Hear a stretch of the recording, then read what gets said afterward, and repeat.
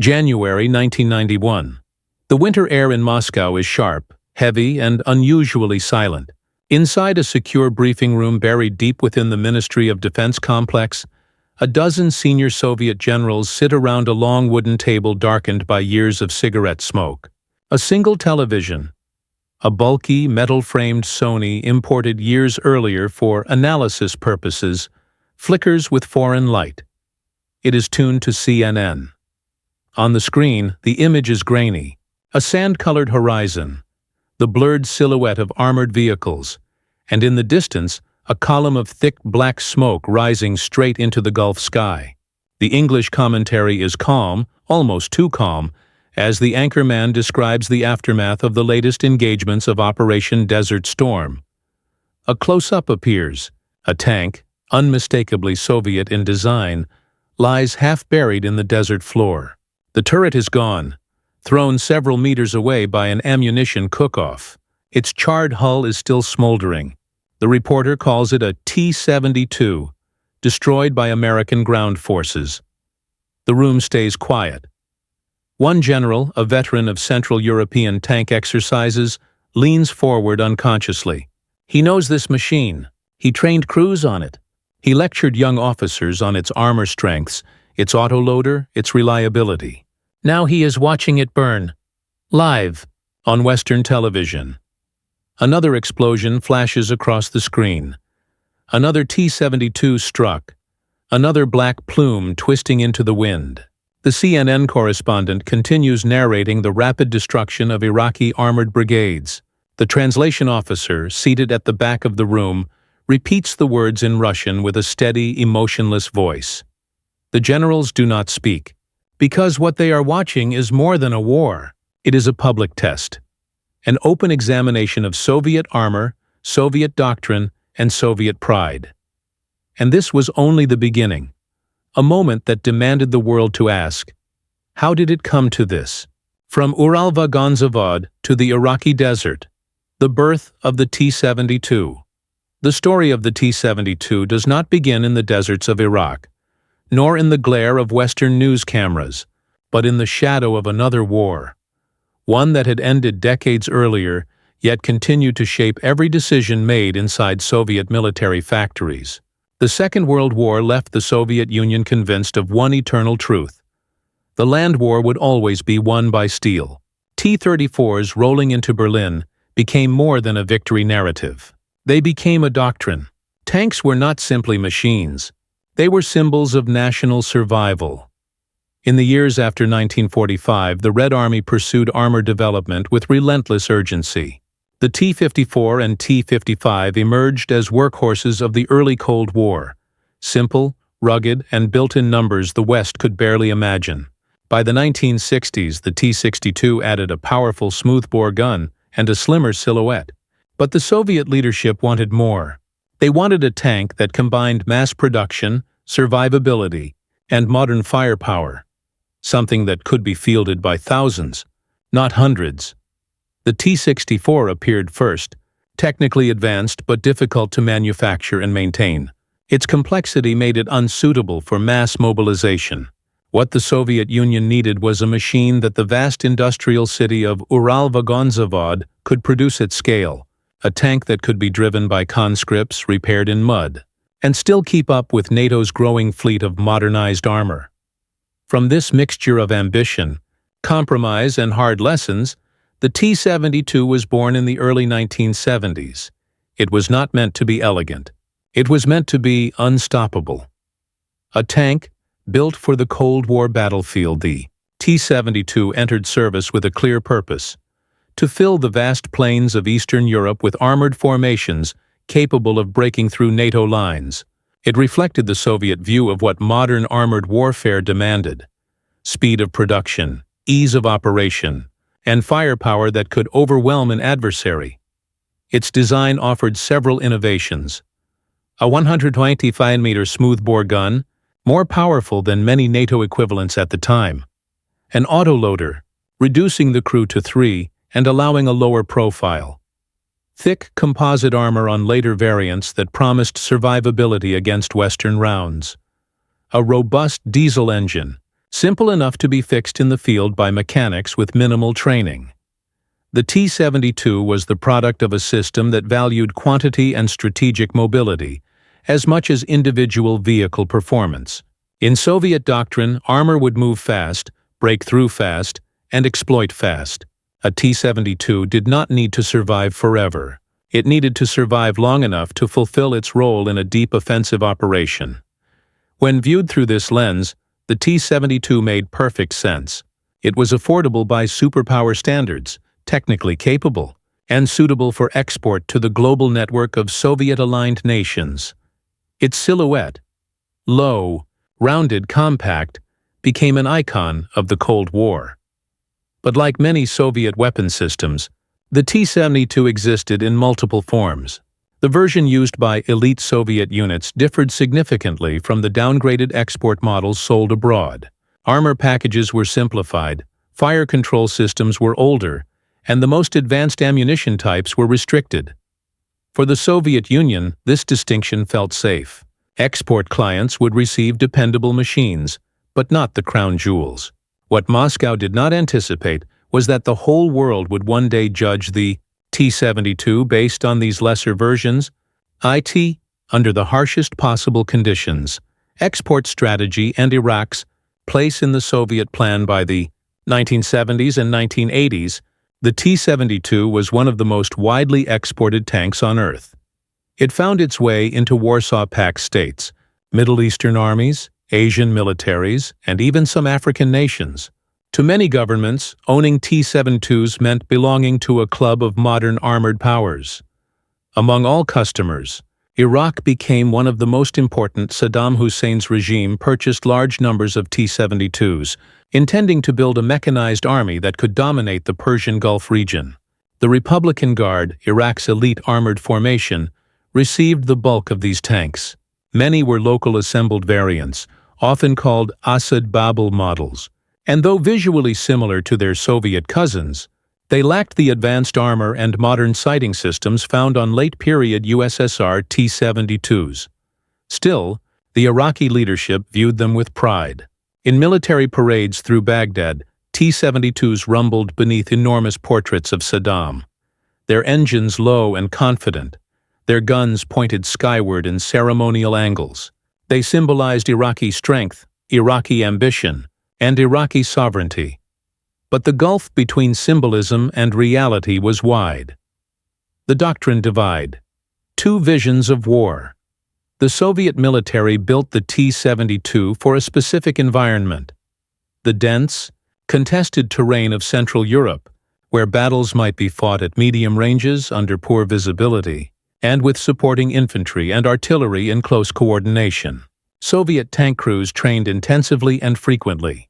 They lived in a system that had spent decades refining armor tactics, maintenance routines, and battlefield communication. Iraqi forces did not share these conditions. Despite their numbers, many Iraqi armored units faced chronic shortages of training, logistical support, and modern munitions. Some Republican Guard crews were well drilled, but most regular army units struggled with coordination and morale. Their doctrine was a mix of Soviet concepts, Iraqi improvisations, and lessons carried over from the grueling 8-year Iran-Iraq War, a conflict that exhausted the country and left its military stretched thin. This doctrinal mismatch would become critical once Iraq invaded Kuwait in August 1990 as Saddam's armored divisions swept across the border. T-72s led the way. Powerful against lightly armed Kuwaiti defenders, but untested against the most technologically advanced military on Earth. Iraq believed its forces were formidable. Many within the Arab world believed the same. Even some Western analysts estimated that elite Iraqi armored brigades could inflict significant casualties in a ground war. But the Soviet Union, quietly watching these developments, felt uneasy. They knew Iraq possessed downgraded export T-72s.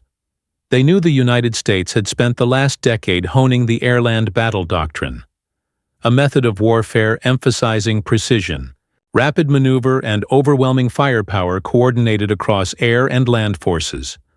What the Soviets did not know was that within months, CNN would broadcast the mismatch to the entire world. The road toward Desert Storm. The invasion of Kuwait triggered a massive global response. A U.S.-led coalition began deploying hundreds of thousands of troops, aircraft, and armored vehicles into Saudi Arabia. The operation, initially defensive, became known as Desert Shield. From Moscow, military analysts studied every piece of information they could gather. While the Soviet Union was politically fragile in 1990, its military intelligence apparatus remained sharp. Reports from the Middle East, diplomatic cables, and satellite imagery indicated that the United States was amassing an unprecedented combined arms force. The star of this force was the M1A1 Abrams, a machine wrapped in composite armor, equipped with sophisticated thermal sights, and powered by a gas turbine engine that gave it speed and agility unthinkable for many older designs. To Soviet engineers, the Abrams represented what NATO had learned from decades of planning to counter a Soviet armored thrust into Central Europe. Still, Soviet planners believed that the T-72, even the export variants, would be capable of at least slowing such an assault. They expected losses but not destruction, not collapse, and certainly not a televised rout. When Desert Storm began in January 1991, the air campaign tore through Iraq's military infrastructure. T-72s were destroyed in shelters, caught on roads, or abandoned in hurried retreats.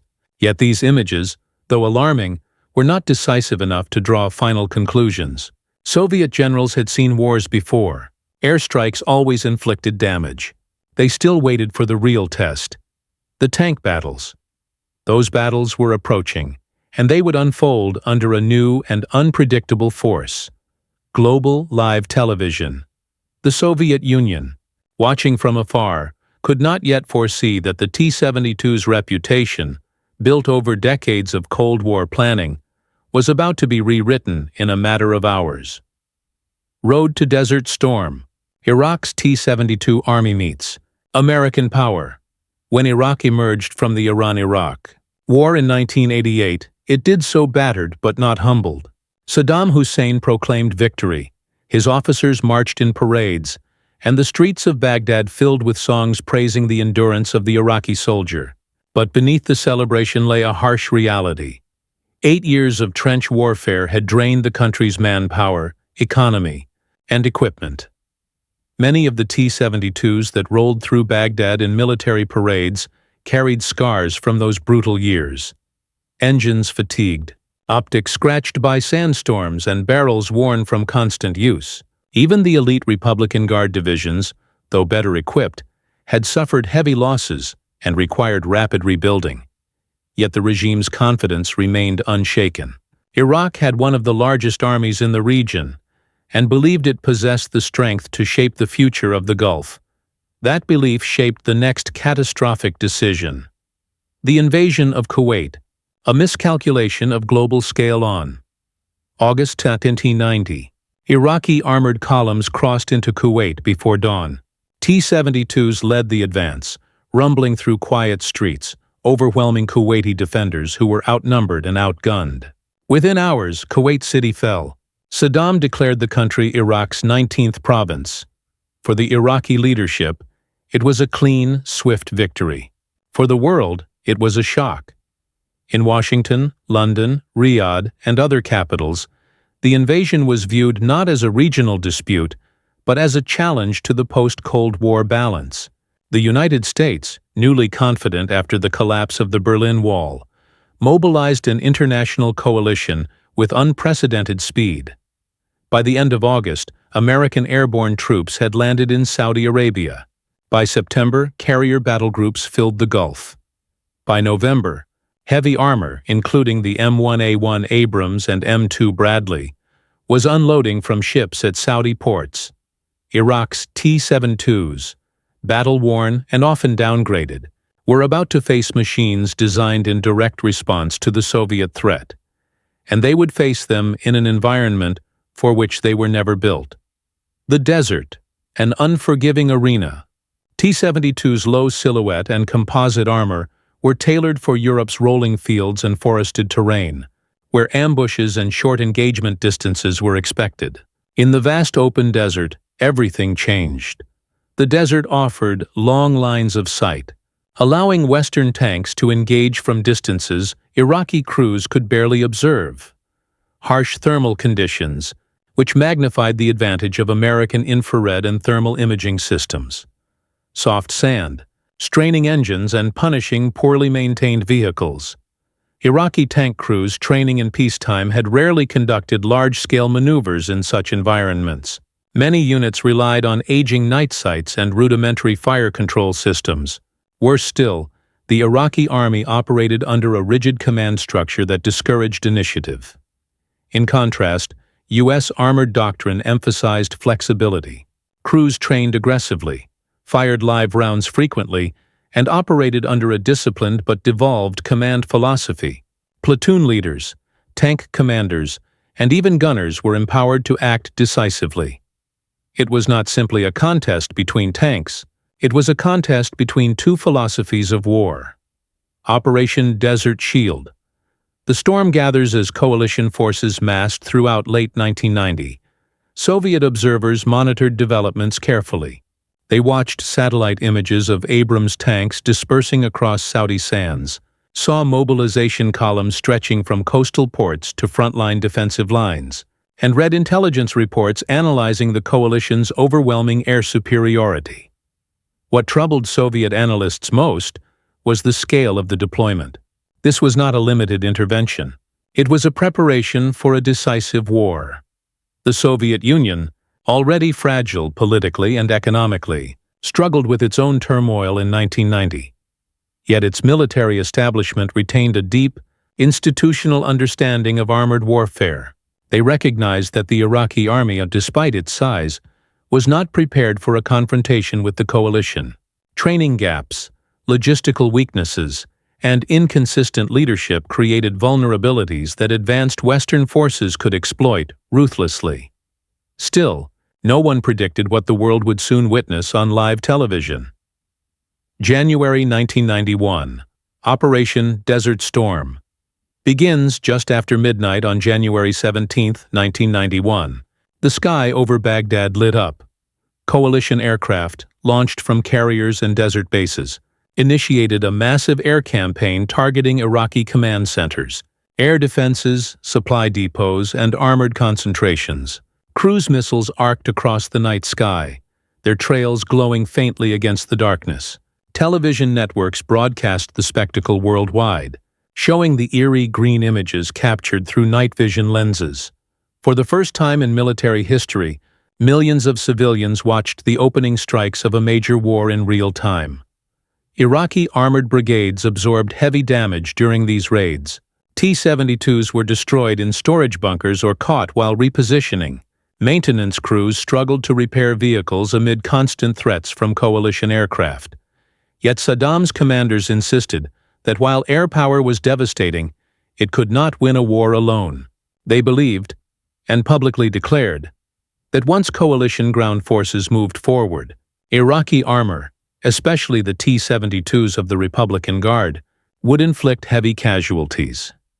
This belief was echoed privately by some Soviet officials, who argued that the true measure of a tank's worth could only be judged on the ground.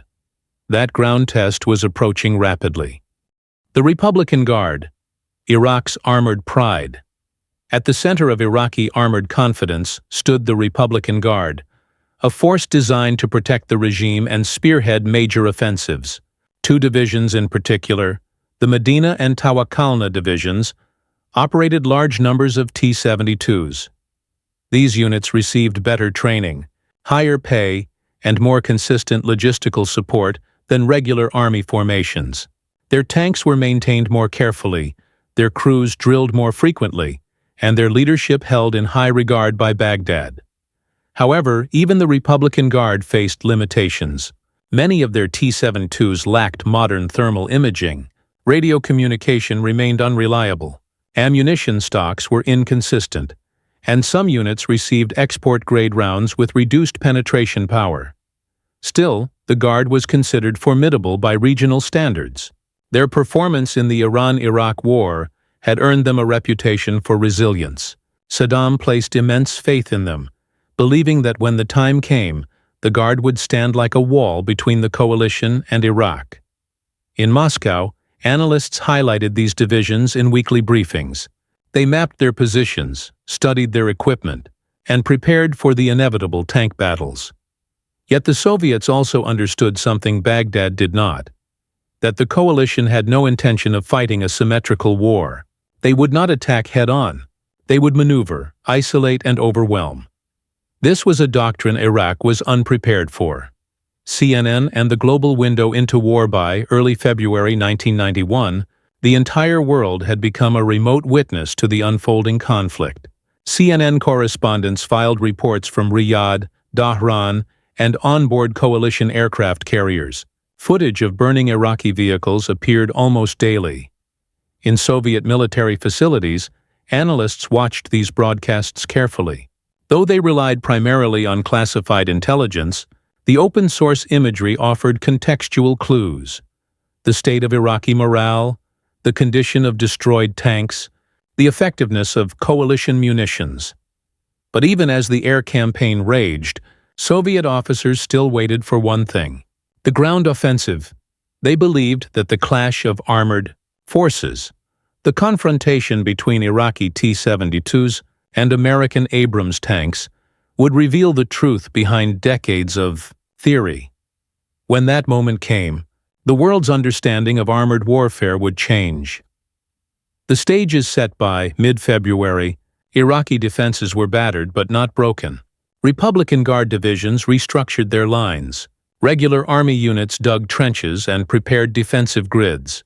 T-72s were deployed in concealed hull-down positions, angled toward suspected approaches. The coalition, now confident in its air superiority and logistical readiness, prepared to launch the ground assault.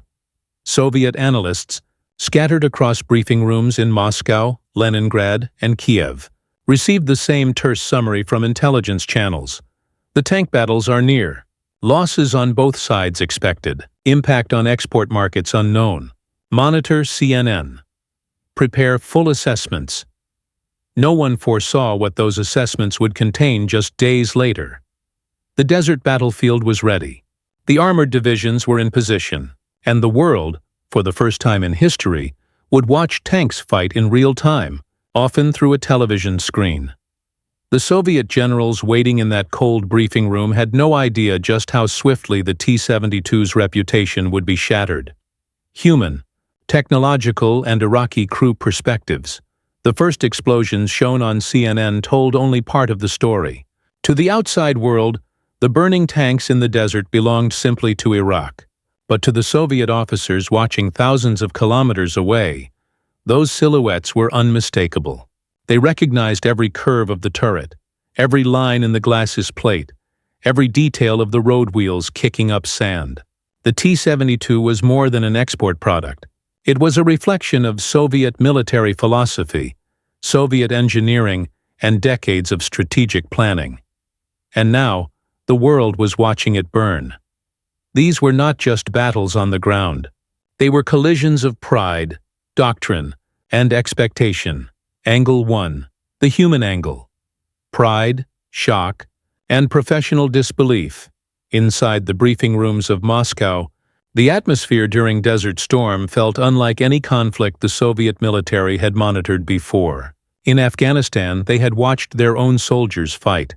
In earlier Middle Eastern wars, they had seen Soviet-designed tanks battle Israeli armor with mixed results. But this time, something was different. For the first time, Soviet generals were spectators, forced to watch their own creations face destruction without their guidance, without Soviet crews, and without Soviet doctrine. This distance carried a particular sting. Among the officers were men who had devoted their entire careers to armored warfare. Some had studied the T-72 from blueprint to battlefield. Others oversaw tank divisions stationed in East Germany, where they prepared for the hypothetical clash with NATO. Many had participated in debates about armor thickness, fire control systems, and autoloader reliability. These were topics they knew intimately, professionally, even personally. So when CNN displayed the turret of a T-72 blown several meters away from its hull, The reaction in the room was not loud. It was silent.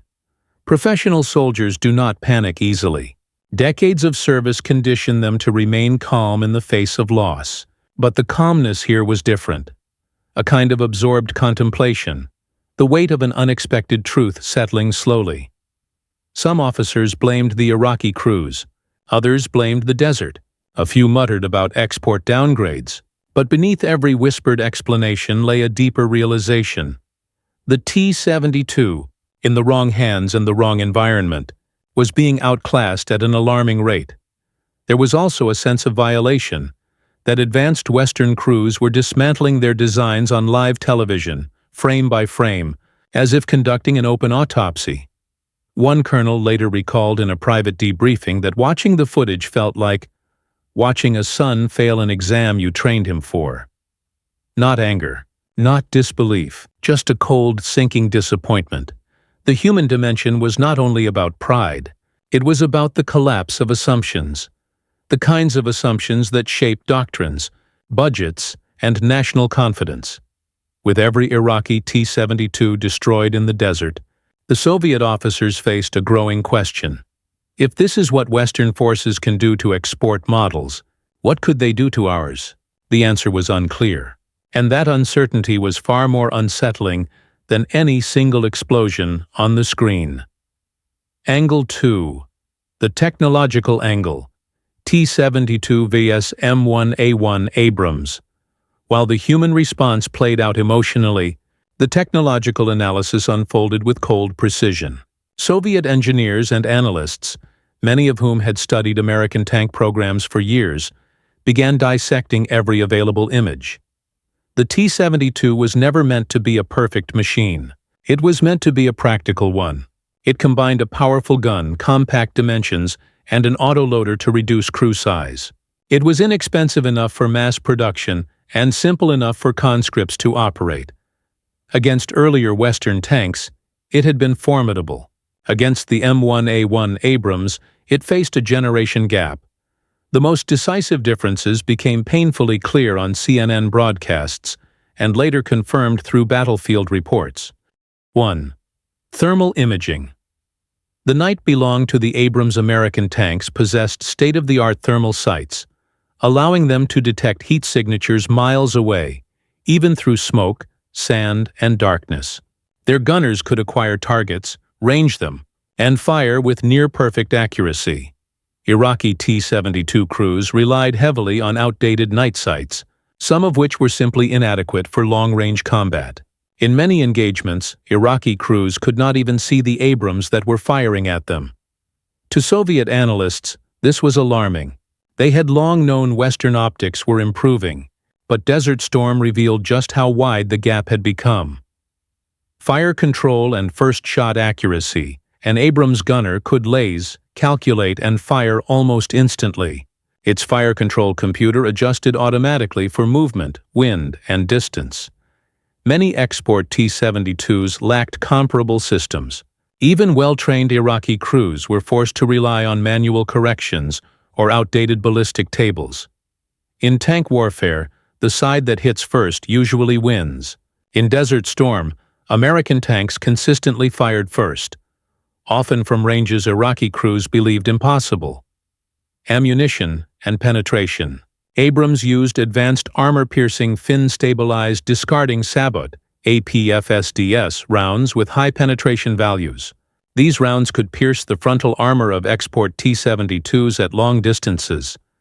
In contrast, many Iraqi T-72s were supplied with older, less effective rounds. On impact, American crews reported that some T-72s suffered catastrophic kills, ammunition detonating, turrets blown off, a phenomenon that CNN cameras often captured. Armor and protection. The T-72's armor was effective for its era, but many Iraqi variants lacked advanced composite layers or reactive armor. The Abrams, meanwhile, used highly effective Chobham-type composites and heavy protective modules, making it extraordinarily resilient. CNN's footage of Abrams tanks returning from battle. Intact, unscathed, and still coated in desert dust, stunned Soviet viewers. Iraqi T-72s, by contrast, often appeared as burnt-out shells. Crew survivability. The T-72's autoloader saved space but placed ammunition around the crew compartment. When the armor was penetrated, the result was often catastrophic. Abrams tanks stored ammunition in isolated compartments with blast panels, dramatically improving survivability. Soviet engineers had known this trade-off for years, but watching it exposed on live television gave the issue a painful clarity. Angle 3. The Iraqi crew angle. Training, doctrine, and the weight of Fear No tank, regardless of design, performs well without a trained crew. And in Desert Storm, Iraqi crews faced overwhelming disadvantages. The Republican Guard's best brigades had discipline and pride, but they lacked the depth of training found in Western forces. Some units practiced basic gunnery only a few times per year due to ammunition shortages. Night firing exercises were rare. Crew coordination drills, critical for survival, were inconsistent. Worse still, morale was eroded by the relentless air campaign. Iraqi tankers spent days watching the skies, waiting for aircraft they could not counter. Even the strongest units felt the psychological strain. Inside their turrets, fear became a weapon. Consider the environment. Crews operating in damaged vehicles, often low on fuel with radios that crackled with static, sandstorms reducing visibility. Officers issuing orders with limited intelligence, many tanks positioned in static defensive lines, reducing their ability to maneuver. The one thing Soviet doctrine emphasized above all else. When Abrams tanks advanced, they did so with confidence, coordination, and often under the cover of night.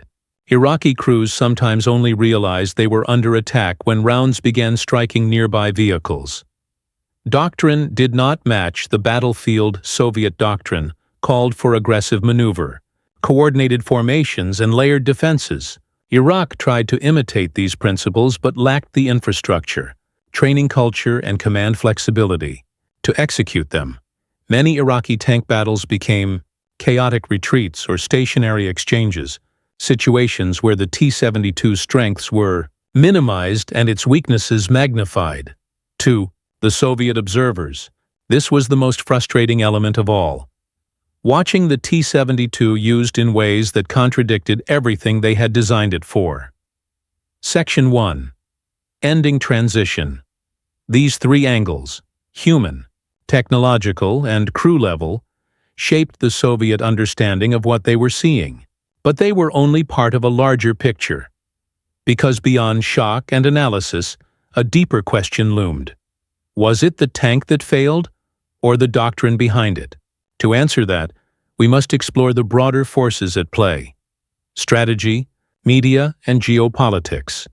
Doctrine, media, and political consequences. The smoke rising from destroyed T-72s in the Gulf was not just a tactical failure. It was a failure of ideas. And in Moscow, the most senior strategists understood that what they were witnessing on television represented more than the loss of machines. It threatened core assumptions that had shaped Soviet military thinking for decades. To understand why the footage struck so deeply, we must look beyond the battlefield and into the doctrines, narratives, and political realities that defined the Cold War's final years. Angle 4. Doctrine versus doctrine. Air-land battle versus Soviet armor. Philosophy. By the late 1980s, the Soviet Union's armored doctrine was a well-honed system built around massive, synchronized offensives designed to overwhelm an opponent's defenses. It emphasized speed, shock, and concentrated firepower. The T-72 in this context played an essential role, a maneuverable, rugged and numerous battle tank capable of pushing deep into enemy territory. But the U.S. Army had spent the 1970s and 1980s preparing specifically to fight that very doctrine and defeat it. Air-land battle, a doctrine designed to break Soviet momentum. Air-land battle was built on 4 pillars. Deep operations, striking far behind enemy lines. 2. Agility, rapid maneuver of armored units. 3. Synchronization. Coordinated attacks across air and land. Domains 4. Initiative. Empowering lower level. Commanders. This last point was especially critical. American tank commanders were encouraged to act independently, exploiting opportunities in real time. Soviet doctrine, in contrast, placed great emphasis on centralized planning and strict adherence to orders. Modernized warfare versus static defense. Iraqi forces dug trenches, constructed berms, and built fixed defensive positions, tactics shaped by the Iran-Iraq War and by their limited experience with maneuver warfare. Against air-land battle, this static approach was fatal.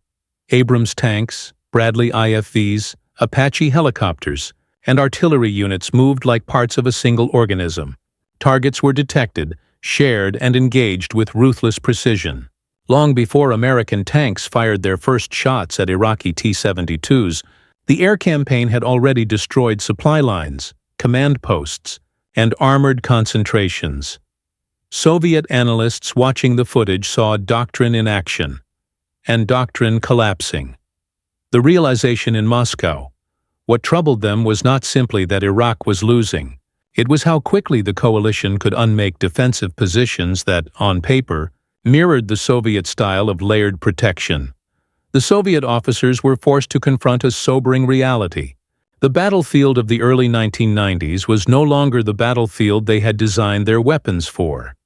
Precision weapons, thermal imaging, and integrated air-land operations were reshaping warfare, and the T-72, in its exportized, downgraded form, was being exposed as a relic of a previous era. This realization marked a turning point in their thinking, a moment when doctrine itself felt vulnerable. Angle 5. The media angle. A war fought on CNN for much of the Cold War. Wars involving Soviet-designed equipment were documented in intelligence reports, not television broadcasts. By the time analysts pieced together battlefield performance, the world had already moved on. But in 1991, the narrative changed. The first televised war, CNN, with its 24-hour global reach, turned Desert Storm into the world's first real-time war. Millions saw burning Iraqi armor, U.S. tanks rolling unhindered across the desert, reporters standing beside destroyed T-72's aerial footage of convoys reduced to twisted metal. For the Soviet military, accustomed to controlling narratives about their equipment, this was disorienting. The footage left no room for ambiguity. No diplomatic statement could overshadow the images of Iraqi armor being neutralized in hours. Media as a weapon in Moscow, officers understood the power of these visuals. Arms exports were a key component of Soviet foreign policy and economic strategy. For decades, the T-72 had been sold as a capable modern tank. Nations in the Middle East, Africa, and Asia bought thousands. Now, those same nations were watching. Every burning tank represented a potential lost customer, a competitor's opportunity, a blow to Soviet prestige. The media had become an active participant in the conflict, shaping global perception of military power. Inside the briefing rooms, Soviet officers debated the accuracy of CNN's coverage. Some insisted the footage showed only the worst cases. Others argued that Iraq's T-72s were poorly maintained and inadequately crewed. But no one could deny the symbolism. Soviet armor was being destroyed in front of the entire world, and the entire world was taking notes. The psychological impact of this media exposure was unprecedented. For decades, the Soviet Union controlled the story. Now, they were one of its subjects. Angle 6. The political, industrial angle. The cost to Soviet reputation. Even as the Soviet Union neared its own collapse, its military-industrial complex remained massive and deeply invested in armored exports. The T-72 was one of its most successful products, with thousands sold abroad and production lines active in multiple countries. Desert Storm threatened that legacy. Global buyers began asking hard questions. Military attachés in Washington, Paris, London, and other capitals reported back to their governments about what they were seeing. Nations that had purchased T-72s or planned to acquire them now had doubts. The footage made several points painfully clear. T-72 export models struggled against modern Western tanks. Their armor was insufficient against advanced kinetic rounds. Their fire control systems lagged behind modern standards. Their survivability was far lower than advertised. Competitors seized the moment. Western defense industries recognized an opportunity. The Gulf War became an advertisement for their technology. Interest surged in. The M1 Abrams, the British Challenger, advanced anti-tank missiles, thermal imaging systems, Western fire control computers for the Soviet Union. This was a blow not just militarily, but economically. Arms exports brought in hard currency, something desperately needed by a country in crisis. Impact on the future of Russian tank design inside Soviet design bureaus. The implications were immediate. Greater emphasis on improved armor packages, development of new fire control technologies, redesign of ammunition storage, modernization projects for existing T-72 fleets. What had been theoretical debates among engineers became urgent priorities. Desert Storm had rewritten the global standards for tank combat. The political narrative. Foreign governments, journalists, and analysts began framing the T-72 as a symbol of outdated Soviet technology. This frustrated Soviet officers who understood that Iraq's tanks were not their best models. But in politics, perception often outweighs nuance. The footage had painted its story, and that story would shape the T-72's reputation for years. Section 2. Ending transition. With doctrine challenged, media reshaping perceptions, and global politics shifting, the stage was set for the most decisive moments of the war. The battles that followed would not only shock the Iraqi army, they would leave Soviet strategists confronting a truth no one had expected to face so soon. The climax was approaching. The Desert Tank Duels. 73. Easting and Medina Ridge. By late February 1991, the sands of the Gulf had fallen eerily still.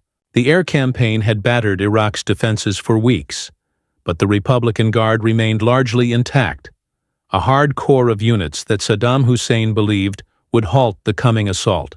In Moscow, Soviet officers waited with a mixture of dread and curiosity. The T-72 had survived the air attacks in scattered pockets and dug-in lines, but its true test, the kind it had been designed for, was finally at hand. The coalition had begun to move. Armored divisions, stretching across the horizon like dark iron columns, rolled toward Iraq and Kuwait in a massive left-hook maneuver. This was the decisive stroke of coalition planning, a wide, sweeping movement intended not to confront Iraq's strongest defenses head-on, but to bypass, envelop, and crush them. For the first time in Desert Storm, the world was about to witness a direct clash between Iraq's T-72s and the U.S. Army's M1A1 Abrams, and it would unfold at a place that would soon become legendary. The Battle of 73, Easting, the 23-minute breaking point, February 26, 1991. A cold desert wind swept across the flat, open terrain of southern Iraq as a massive sandstorm rolled over the battlefield. Visibility dropped to a few hundred meters, softening the edges of the world into an orange blur. For Iraqi defenders, the storm was a blessing, a natural curtain that hid their positions and obscured the approach of American forces. But for the U.S. Army's 2nd Armored Cavalry Regiment, it was simply another condition to adapt to. Their thermal sights cut through the storm as easily as they cut through the night. What looked like chaos to the naked eye appeared on their displays as crisp heat signatures. Among them was Eagle Troop, commanded by Captain H.R. McMaster, moving in wedge formation toward a line of Iraqi defensive positions. The Iraqis waited in silence, unaware of how quickly the fight would come. Contact at exactly 73 Easting. The American advance collided with Iraqi frontline positions. The first T-72s appeared as bright shapes on thermal screens, hull down, partially concealed behind shallow sand berms, their guns pointed forward. In any other era, this might have led to a prolonged, grinding tank duel. Instead, it lasted minutes. Abrams tanks engaged the T-72s at ranges Iraqi crews had never trained for. Through the storm, the American gunners saw clear outlines of their targets, while Iraqi gunners struggled to identify shapes in the swirling sand. U.S. rounds struck with devastating accuracy. One after another, Iraqi tanks erupted into flames, or exploded violently as ammunition detonated. For Soviet analysts watching later intelligence summaries of the battle, two facts stood out. The Iraqis never saw many of the Abrams that killed them. The engagement was over in less than half an hour. Within 23 minutes. Eagle Troop had destroyed dozens of Iraqi armored vehicles, including multiple T-72s, with minimal losses of their own. CNN footage that evening showed the aftermath. Smoking hulks, burnt silhouettes, Iraqi tanks torn open by powerful kinetic rounds. It was one of the most lopsided tank engagements ever documented, not because the T-72 was inherently flawed, but because the conditions favored the side with superior technology, training, and awareness. To Soviet officers, this was deeply unsettling, not because they expected Iraqi crews to win, but because the scale of the defeat exposed vulnerabilities in Soviet export armor that had never been tested in such conditions. But the shock was not over. Another battle, even larger, awaited. The Battle of Medina Ridge. The largest tank engagement of desert. Storm February the 27th, 1991 dawn, broke over the Kuwaiti desert with a dim, hazy glow. Dust hung thick in the air as the U.S. 1st Armored Division advanced toward a low rise known as Medina Ridge, named after the Iraqi Republican Guard's Medina Division defending it. If 73 Easting demonstrated technological dominance, Medina Ridge displayed something even more profound. The collapse of a doctrine that had defined Cold War armored thinking for decades. Iraqi defensive setup, the Medina Division had positioned its T-72s in what they believed was a strong defensive formation. Tanks dug into reverse slopes, hull-down positions angled toward expected American approaches, artillery and anti-tank guns supporting from the rear Republican so. Guard units dispersed across the ridgelines under ideal conditions. This should have forced the Americans into a deadly uphill fight. But the desert was not ideal terrain for reverse slope defenses. The long lines of sight favored U.S. thermal optics and gunnery. The T-72s, hidden behind ridges, could not see the Abrams approaching over the crest until it was too late. The cresting moment, as American tanks reached the ridge, something remarkable happened. The Abrams crested the ridge line. Their thermal sights immediately locked onto Iraqi positions. Within seconds, volleys of sabot rounds tore down into the defenders. The Iraqi crews hesitated, not out of cowardice, but because they could not identify where exactly the fire was coming from. Their optics simply could not penetrate the haze and range the targets effectively.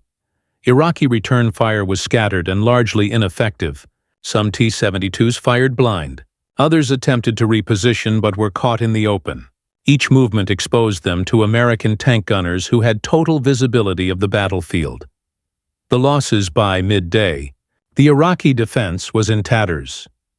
Dozens of T-72s lay destroyed. Armored personnel carriers burned in clusters. Artillery units were abandoned. Entire battalions were rendered combat ineffective. American casualties were minimal. CNN reports later showed columns of Republican Guard vehicles wrecked along the ridge, blackened by fire and shrapnel. For viewers around the world, these images became symbols of the war's outcome. For Soviet officers, watching as intelligence slides mirrored the scenes on television, the deeper meaning was impossible to ignore. The Iraqi army had used Soviet positioning, Soviet vehicles, and Soviet-style command structures, and had been dismantled by a more modern interpretation of maneuver warfare. Inside the Moscow briefing rooms, during the climax while journalists documented the smoking remains of the T-72s in the desert, Thousands of kilometers away, inside dim rooms in Moscow, Soviet analysts reviewed classified assessments arriving by encrypted channels. They compared Iraqi losses to pre-war models. They studied the ranges at which Iraqi tanks were hit. They mapped the line of advance at 73 Easting and Medina Ridge. What struck them most was the asymmetry. U.S. tanks engaged before Iraqi crews even detected them. Iraqi defensive tactics collapsed in minutes, export grade. T-72s offered little resistance against modern kinetic rounds. The combination of thermal optics, training, and doctrine was decisive. No matter how they interpreted the reports, one conclusion was unavoidable. The battlefield had moved into an era the T-72 export models had never been designed for. Many in the room had predicted that Iraq would struggle. None had predicted the collapse would be so rapid, so total, and so visible. In Soviet military culture, tank combat was sacred. It was the ultimate test of leadership, engineering, and courage. To see their designs overmatched so decisively, and on global broadcast television, was an affront that no intelligence report could soften, and the situation was still deteriorating. The coalition was advancing toward Kuwait City. Iraqi units were withdrawing in disarray, and the final blows against the Republican Guard were imminent. The climax had not ended. It was accelerating. Collapse of the armored mirage. The twin shocks of 73 Easting and Medina Ridge had already begun to ripple through Iraqi lines. By the night of February 27, 1991, the Republican Guard, once believed to be the backbone of Saddam Hussein's military strength, was no longer a coherent fighting force. The Guard had not surrendered, but its divisions were battered, fragmented, and in many sectors, retreating. To Soviet analysts, the speed of the collapse was disturbing. They had expected heavy losses. They had even expected tactical defeats. But they had not expected systemic unraveling, the kind of rapid disintegration that revealed deeper issues in training, leadership, and doctrine. The final days of the war would expose these weaknesses with brutal clarity. The retreat. Iraqi armor on the move. Following the devastating engagements of February 26-27, many Iraqi armored units began withdrawing northward toward Basra. The retreat was chaotic. Convoys stretched for kilometers, mixing T-72s, T-62s, transport trucks, fuel tankers, BMP infantry vehicles, and artillery platforms. Some vehicles carried troops exhausted from days of bombardment. Others carried officers frantically issuing orders without knowing the full situation. The T-72s among these convoys no longer resembled the proud armored formations of Iraqi propaganda. Many had sustained damage from airstrikes. Others were low on fuel. Crews were sleep-deprived, nerves frayed from constant exposure to coalition aircraft. This retreat presented the coalition with an opportunity. Not a battle, but a dismantling. The highway to Basra.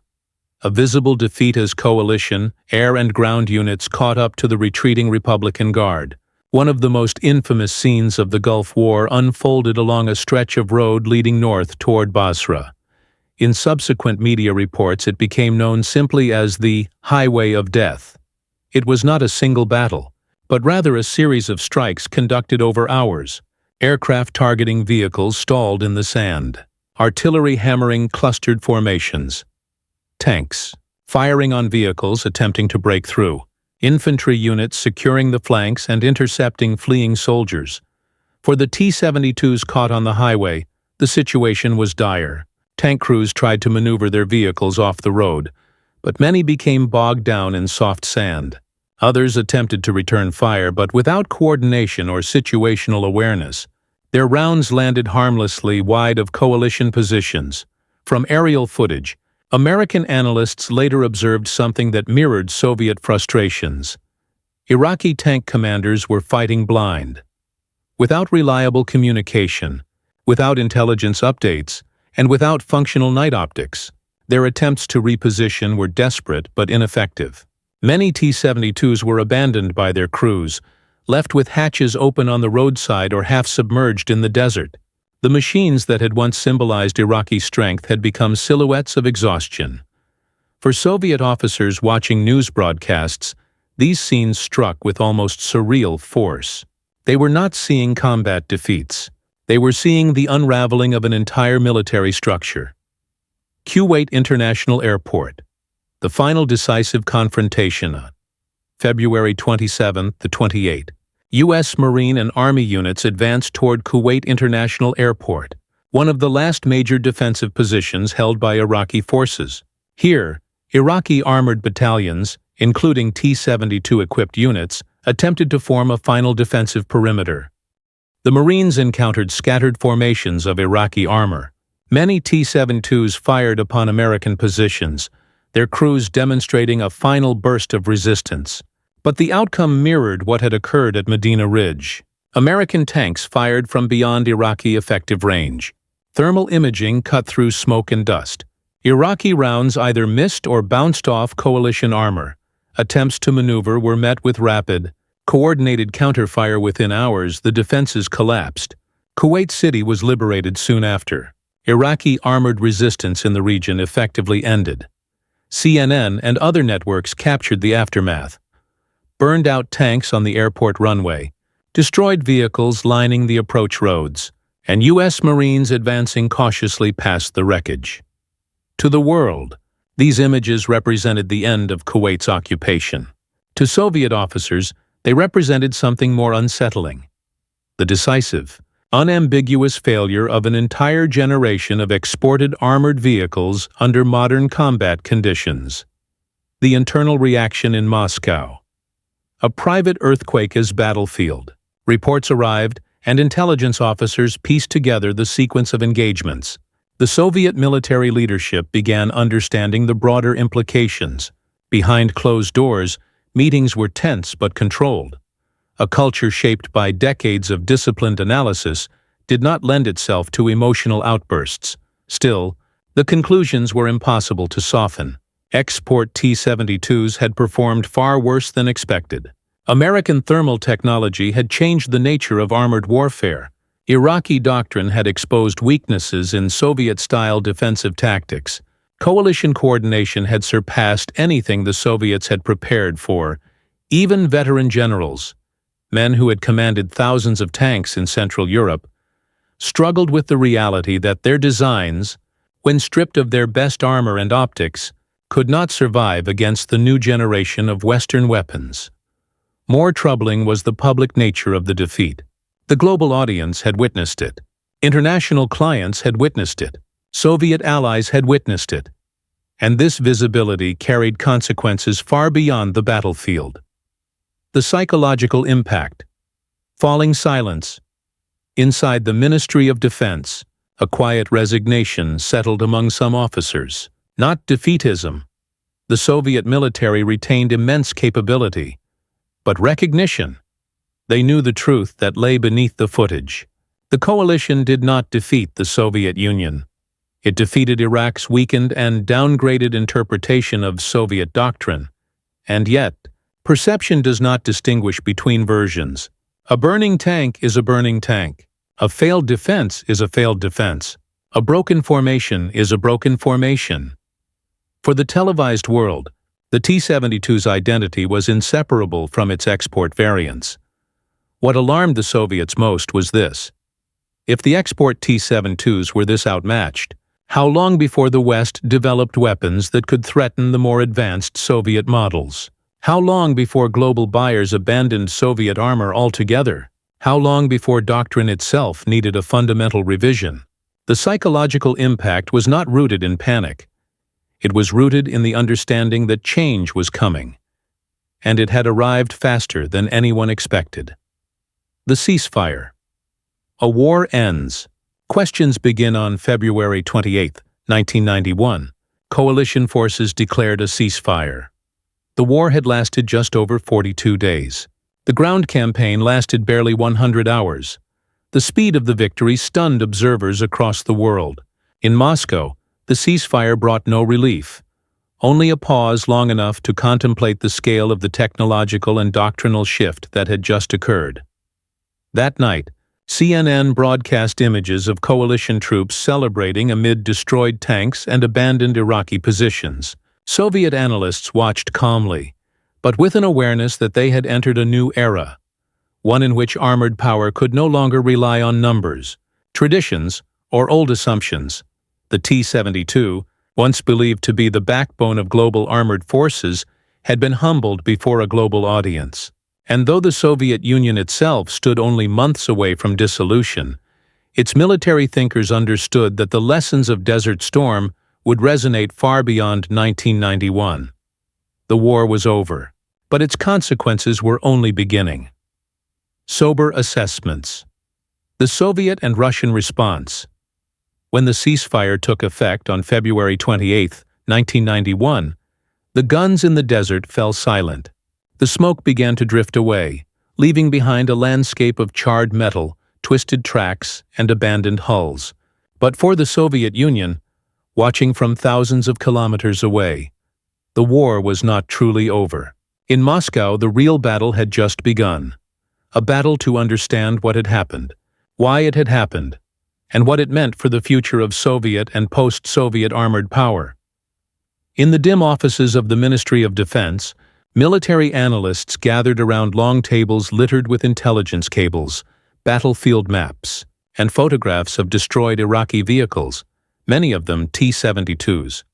These images, corroborated by Western broadcasts, told the same story from multiple angles. Iraq's defeat had been overwhelming. Its armored forces, despite their size, had been broken in a matter of days. But beneath that story lay another truth, one that Moscow needed to confront carefully. The T-72, the pride of Soviet export engineering, had failed, or at least appeared to fail, under the world's gaze. This was not simply a military dilemma. It was economic, political, and psychological. Public versus private reactions. Two parallel narratives. The public line publicly. Soviet officials adopted a cautious stance. They emphasized that Iraq's T-72s were downgraded export variants. Iraqi crews lacked sufficient training. Soviet doctrine, if applied properly, would have yielded different results. Terrain and conditions favored coalition forces. The U.S. had overwhelming technological superiority. These points were technically true, but they did not change the perception shaped by global television. In press conferences and interviews, Soviet spokesmen avoided criticizing the T-72 itself. They instead framed the defeat as a consequence of Iraqi misuse. This narrative aimed to protect Soviet prestige and calm foreign buyers worried about the value of their armored investments. The private reality behind closed doors. The tone was starkly different. In classified debriefings, senior generals admitted that the T-72's export armor had been insufficient. Analysts acknowledged that thermal imaging had shifted the balance of tank warfare. Engineers confronted the limitations of the autoloader ammunition configuration. Doctrinal thinkers questioned whether massed armor could still dominate modern battlefields. Strategists debated whether Soviet tactics had become outdated in the face of precision warfare. There was no panic, but there was no denial either. In silence, the Soviet military was rewriting its understanding of armored combat. Doctrinal reflection. A war that shattered assumptions. Perhaps the most consequential impact of Desert Storm inside the Soviet military was doctrinal. For decades, Soviet strategy had centered around one core principle: the decisive power of armored maneuver, tank armies, deep operations, combined arms thrusts. These ideas had shaped everything from training cycles to industrial output. Soviet war planning assumed that armored formations would punch through NATO defenses and exploit gaps rapidly. But Desert Storm showed a different battlefield, one where air power could dismantle armored concentrations long before contact. Thermal imaging allowed engagements beyond visual range. Decentralized command structures enabled rapid battlefield adaptation. Precision munitions eroded the survivability of static defenses. Technological integration outweighed numerical strength. The Soviet officers studying the war were forced to ask hard questions. Was mass armor still the future? Numbers had not saved the Iraqi divisions. Could Soviet tanks survive a battlefield dominated by thermals and precision? Export T-72s had not. Was the Soviet style of centrally controlled battles still viable? Iraqi rigidity had been punished severely. These reflections were not academic. They struck at the very foundation of Soviet military identity. For years, Soviet training had emphasized speed and overwhelming firepower. But speed means little when the enemy can see you long before you can see them. Firepower means little when your rounds cannot penetrate their armor. And overwhelming numbers mean little when the enemy chooses the terms of engagement. Desert Storm revealed that technology had shifted the balance away from sheer mass and toward information, optics, and precision. It was a revolution the Soviets could not ignore. Industrial consequences. A call for modernization. Even as the Soviet Union approached its collapse later in 1991, its military-industrial complex remained deeply invested in armored development. Factories like Uralvagonzavod still produced tanks for domestic use and export. The T-72 platform, though tarnished by Desert Storm, remained an economic pillar. But the war forced the industry to rethink everything. Immediate industrial reactions. Engineers and designers began working on upgraded armor packages, improved fire control systems, enhanced night fighting capabilities, safer ammunition storage, more powerful ammunition types, integration of explosive reactive armor, ERA, on export models. Many of these improvements would eventually manifest in the T-72B upgrades, the T-80U modernization efforts, and ultimately, the development of the T-90, which blended features from both T-72 and T-80 lines. The T-90 would become Russia's new flagship export tank, symbolic of an industry attempting to restore confidence lost after Desert Storm. The challenge of perception modernization could fix technical flaws. It could not instantly fix the damage to reputation. Foreign military delegations, once eager to purchase Soviet tanks, now asked pointed questions. Why did the T-72s fail so quickly? Could your domestic variants survive similar fire? How does your armor compare to the Abrams? What about thermal imaging? The footage broadcast across the globe had reshaped expectations. Clients no longer accepted vague assurances. They demanded proof, data, demonstrations. In many ways, Desert Storm marked the beginning of a new era in global arms sales, one in which visibility and performance mattered as much as price. And the Soviet industry had no choice but to adapt. The shadow of collapse. A nation in transition as 1991 progressed. The Soviet state itself began dissolving. Economic hardship grew severe. Political tensions between republics intensified. By December, the USSR ceased to exist. The lessons of Desert Storm arrived at the worst possible time, when the institutions that needed to respond were collapsing. Yet even in this turmoil, military thinkers held on to the experience of watching T-72s burn on CNN. The imagery had pierced one of the Soviet Union's most deeply held beliefs, that its armored doctrine, even in export form, could deter or defeat any adversary outside NATO's strongest powers. Desert Storm revealed that the world had changed, sharply, irreversibly. The T-72 had not failed alone. A larger philosophy had been shaken. Section 1. Ending Transition. By the spring of 1991, the Soviet and emerging Russian leadership understood that Desert Storm was not merely a regional war. It was a global demonstration, one that would echo through military academies, design bureaus, and procurement offices for decades. But the consequences were not limited to Moscow. Across the world, nations, analysts, and armies interpreted the war's lessons in their own ways, reshaping alliances, procurement strategies, and the global arms market. Those worldwide implications form the next chapter of the story. The world reacts. Reputation. Procurement and the shadow of Desert Storm. When the dust settled over Kuwait and southern Iraq, the world was left with images that would echo for decades. long rows of destroyed Iraqi armored vehicles, burnt-out T-72s scattered across the desert, and unscathed coalition tanks rolling forward with steady confidence. These images did not merely depict a decisive battlefield victory. They reshaped the global understanding of modern warfare.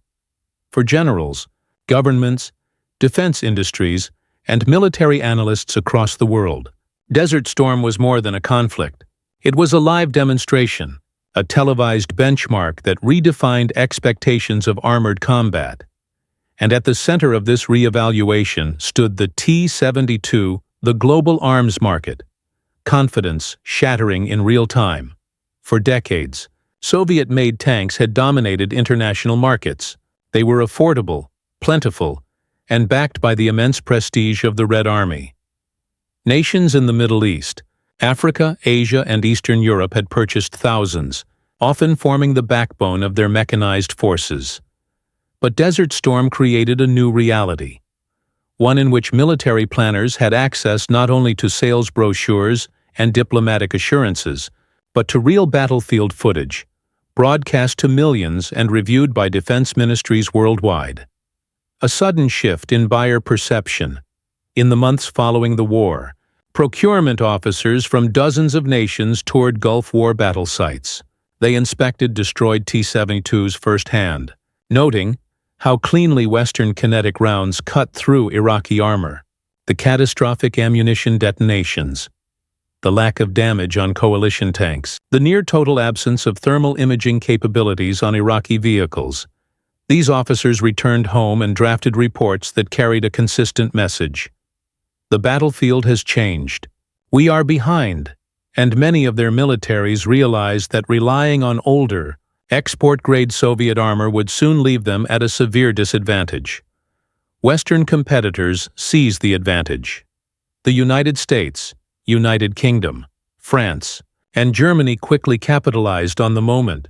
The M1A1 Abrams became one of the most requested tanks in the world. British Challenger 1 gained credibility after surviving multiple hits in the Gulf. French AMX-30 upgrades garnered interest. German Leopard 2 emerged as a premium choice for nations seeking NATO-level capability. Western manufacturers understood the opportunity. Demonstrations, diplomatic tours, and marketing campaigns emphasized what the world had already witnessed on CNN: survivability, accuracy, and superior night-fighting systems. Against such visibility, Soviet designs, even the upgraded ones, struggled to compete. The U.S. military narrative. Technology validated. Inside the United States, Desert Storm was hailed as a triumph of preparation and modernization.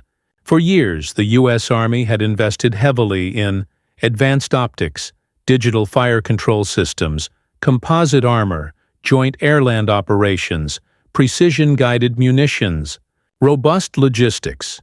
Many of these developments had been designed explicitly to counter a hypothetical Soviet invasion of Western Europe. Now, they had proven themselves in real combat, and not against an outdated or primitive enemy, but against forces equipped largely with Soviet tanks, Soviet tactics, and Soviet-style command structures. A victory of method as much as machinery. American military journals and briefings after the war emphasized the integration of thermal optics and sensor fusion, training intensity unmatched by Iraq or many other nations, the value of initiative and flexibility in armored units, the importance of controlling information and battlefield awareness, the effectiveness of deep operations conducted by air rather than tanks to U.S. strategists. Desert Storm validated decades of doctrinal evolution. It also sent a message to potential adversaries. Future conflicts would be decided by information, vision, and precision, not just armor thickness or gun caliber. This message spread globally, shaping doctrines from Europe to Asia. NATO and Western allies. Lessons absorbed quickly. Across Europe, NATO militaries debriefed the Gulf War with professional intensity. They recognized the implications. Soviet-style, static defenses were no longer viable. Older tank fleets required modernization, Thermal imaging was no longer optional. Air forces played an increasingly dominant role in shaping ground battles. Precision weaponry had fundamentally altered the balance of power. Many NATO nations accelerated their modernization programs, replacing older tanks, upgrading fire control systems, or adopting new combined arms doctrines. The post-Cold War world had begun, and Desert Storm became the instructional film of its opening chapter. The non-aligned world, a mix of shock and opportunity for nations outside major alliances. The war offered both a warning and a guide. Countries like India, Egypt, Algeria, Syria, and Vietnam, all major operators of Soviet tanks, conducted internal studies. Some governments urgently sought upgrades to existing fleets, purchasing explosive reactive armor, thermal imaging packages, improved APFSDS rounds, new turret sights and stabilization systems. Others began exploring Western alternatives, diversifying their procurement rather than relying exclusively on Soviet or Russian suppliers. For many nations, Desert Storm revealed something simple but profound. Modern war punishes stagnation. Russia and the post-Soviet space. A region in reflection as the Soviet Union dissolved, the newly formed Russian Federation inherited both the legacy and the burden of Soviet armored design. The T-72 remained a central platform within the Russian army and across numerous former Soviet republics. But after Desert Storm, decision-makers in Moscow understood they could not continue as before. A forced reassessment, Russian armored doctrine began evolving. Emphasis on active protection systems, APS. Development of Contact 5 and later Relict ERA. Focus on improved crew survivability. Investment in new fire control technology. Modernization of night vision and thermal systems. These shifts culminated in the creation of the T-90, a more advanced and survivable successor rooted in T-72 lineage, but adapted for the demands of modern combat. Lessons for former Soviet republics. Many newly independent states, such as Ukraine, Belarus, Kazakhstan, and others, inherited large fleets of T-72s and T-64s. Desert Storm influenced how they planned for defense. Some invested heavily in upgrades. Others sought Western partnerships. Many realized their inherited fleets needed modernization to remain viable. The CNN War. Legacy. Warfare in the age of cameras. Beyond military strategy, Desert Storm introduced a new reality. War could now be observed live, across the planet, in real time. This visibility had profound consequences. Every destroyed tank was a message. Every burning vehicle influenced political narratives. Every broadcast shaped global perception of weapons and doctrines. For arms-exporting nations, this was a new kind of vulnerability. No longer could weaknesses be buried in military archives or classified briefings. In the CNN era, failures became global events. The T-72 was the first major casualty of this new media environment. Its battlefield weaknesses were not merely recorded. They were televised, replayed, analyzed, and used in arguments for or against procurement worldwide. In many ways, Desert Storm marked the beginning of reputational warfare, where the image of a weapon could matter as much as its technical specifications. Global reset. The shape of things to come by. The mid-1990s. The consequences of Desert Storm had fully emerged. Western technology became the new benchmark. Formerly confident, Soviet-aligned militaries questioned their equipment. Nations sought precision weapons and advanced optics. Tank design shifted toward survivability and electronics. Global strategists updated doctrines for the information age, and through all of this, one symbol remained. The silhouette of a T-72, burning in the desert. An image that had traveled through television, screens into the strategies of governments, worldwide. It was not the end of the T-72, far from it. The platform would continue to fight in conflicts for decades, but it was the end of an illusion.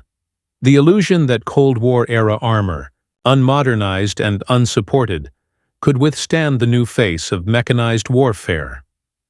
Section 2. Ending transition.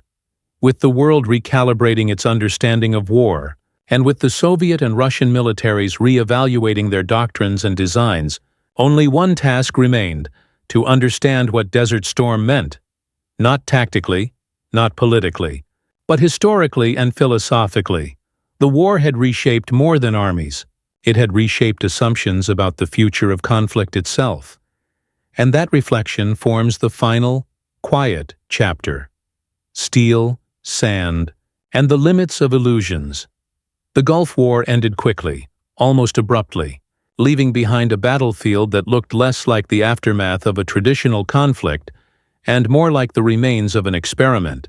Burnt armored hulls lay twisted in the sand. Abandoned trenches stretched across the desert like scars. Convoys reduced to silent wreckage lined the roads toward Basra and Kuwait City, and scattered among them the unmistakable silhouettes of T-72 tanks, some half-buried, others blackened by fire, stood as markers of a changing era. Yet in Moscow, the scene that endured most vividly was not in the desert.